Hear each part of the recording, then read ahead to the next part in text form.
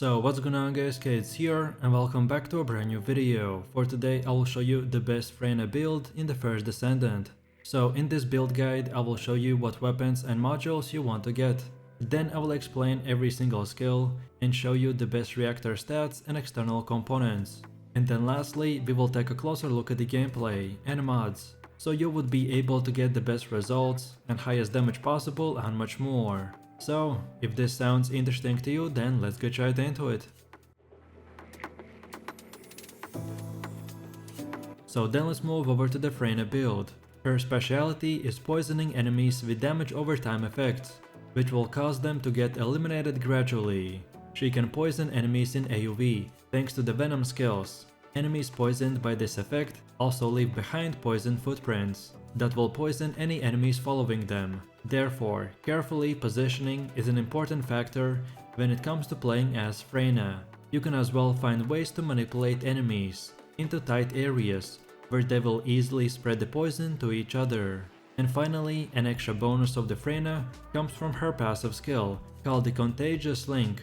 This will cause the enemies which are poisoned by you to take extra damage, and because of our build, we will increase our toxic damage insanely high.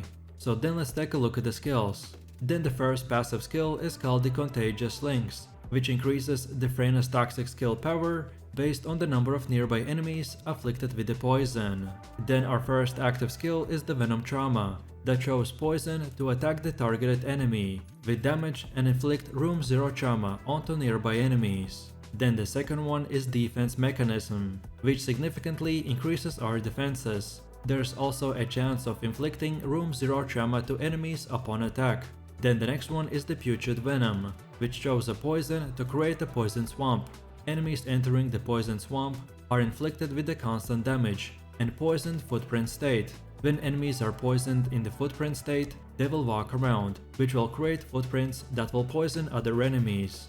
And finally we have the Venom Baptism, that switches gun to the Venom Baptism. Enemies hit by this skill are inflicted with room 0 trauma as well. And by the way guys, every time I said room 0 trauma, it is just a unique skill effect that only Freyna gets. This will deal extra damage and inflicts poison on nearby enemies at fixed intervals. Then now let's take a look at our build modules. Your module capacity cost limits how many modules you can equip, and they can be upgraded as you level up your character. Different modules have different capacity costs, which generally depend on how powerful the module is. This is a balancing system to prevent players from only equipping the strongest modules and having a totally overpowered character. But it's important to know that when equipping modules, make sure that as many modules as possible are in a slot with a matching icon. This will give you 50% discount on the module capacity cost. So here we have the best modules for your leveling build. You should be able to get this leveling setup by approximately level 25 to 30. This is a good base setup to have before preparing to farm the max level setup. So we want to get the Dual Claw that attacks using dual claws during a sub attack. Equipping a sub attack module also increases the module capacity. Then the Nimble Fingers, which reduces your skill cooldown. Then Skill Expansion, which increases your skill effect range for valid skills. Then HP Concentration, that improves your HP and skill critical hit rate. Then Skill Extension, that improves your skill duration.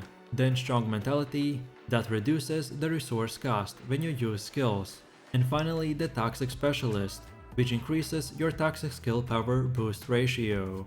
And just before we move on to the endgame setup, let me quickly explain why are some skill modules empty, like here for example. So basically, this slot modifies our skills, but the problem is that all the modified variants are worse for our build than the original. Therefore, we leave the slot empty, because there's not a single modifier in that slot, which could help our build. So it doesn't really matter what we do in that empty space. And after that is done, now we are ready for our max level module setup. So for the endgame build, I recommend to use the Contagion, which does that when an enemy is afflicted with room 0 trauma and dies, they will leave a contagion of poison around them. Then Dual Claw, that attacks using dual claws during a sub attack. Equipping a sub attack module increases the module capacity as well. Then Range HP Calculator, that improves your skill effect range and slightly improves your HP. Then Nimble Fingers, which reduces your skill cooldown. Then Skill Cost Optimize, that reduces your skill cooldown and slightly reduces your skill cost. Then skill expansion, which increases your skill effect range for valid skills. Then HP concentration, that improves your HP and skill critical hit rate. Then skill extension, that improves your skill duration. Then entropy acceleration, that slightly increases your max mana and skill critical hit damage. Then strong mentality, that reduces the resource cost when you use skills. Then toxic specialist, that increases your toxic skill power boost ratio. And finally the toxic master, which increases your skill power with additional increase for the toxic skills. So then finally, let's take a look at the best weapons and stats that we should use. So for our build, the Fallen Hope is the perfect weapon for our Freyna character, as it plays very well with her poison mechanics, by granting us bonuses when you shoot a poison target. And then for the weapon mods, here are the best ones, like the Concentrate Support Ammo, Weak Point Sight, Rifling Reinforcement, Concentration Stabilizer, Reload Priority, Sharpshooter, Fire Rate Priority, Defense Master, and Toxic Enhancement. You don't need these modules precisely, but of course, the more you have the better. And the most important one is Rifling Reinforcement, that boosts your overall damage with this weapon. Then second of all, we have the Nazestra's Devotion, which is a hand cannon that is great as a secondary weapon. It works especially well if you're good at aiming and are confident at hitting enemy weak points. Hitting an enemy's weak point with this weapon will reduce their defense by 30% for 3 seconds, which indirectly buffs the damage of all of your attacks. A carefully aimed shot from the Nazestra's Devotion makes this weapon amazing for single target boss fights. And lastly, another great secondary weapon that can help to buff our damage if you hit the enemy weak points is the Afterglow Sword Sniper Rifle. By hitting an enemy's weak point, it will inflict death propagation, which will improve the weak point damage by 5% per stack. You can also get extra critical hit rate when hitting commanders and other elite enemies with this weapon.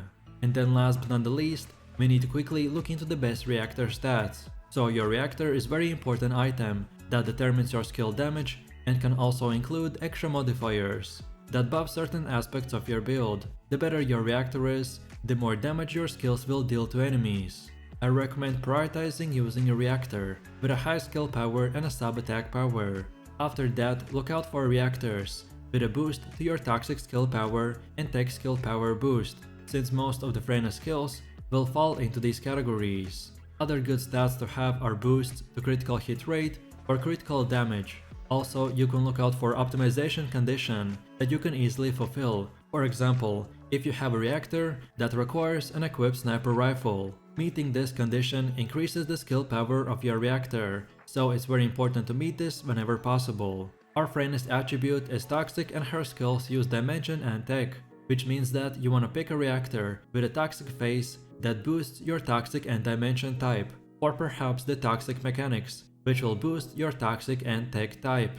And finally, we have the external components. With your external components, you will be somewhat subject to RNG, at least until you've played the game for long enough to find basically every single possible combination with good stat rolls. So for this build, I generally recommend to get components with stats in max shields, max HP, HP recovery and defense. And that's about it. So with that said, I really do appreciate everyone for watching guys, and I hope you enjoyed it. If you have any questions or suggestions, then feel free to leave your comments in the comment section down below. And while you're doing that, please click like, subscribe and enable that notification bell, so this way you could support the channel and not miss any more amazing content. With that said, you have an amazing day and I will see you in the next one, so take it easy, peace.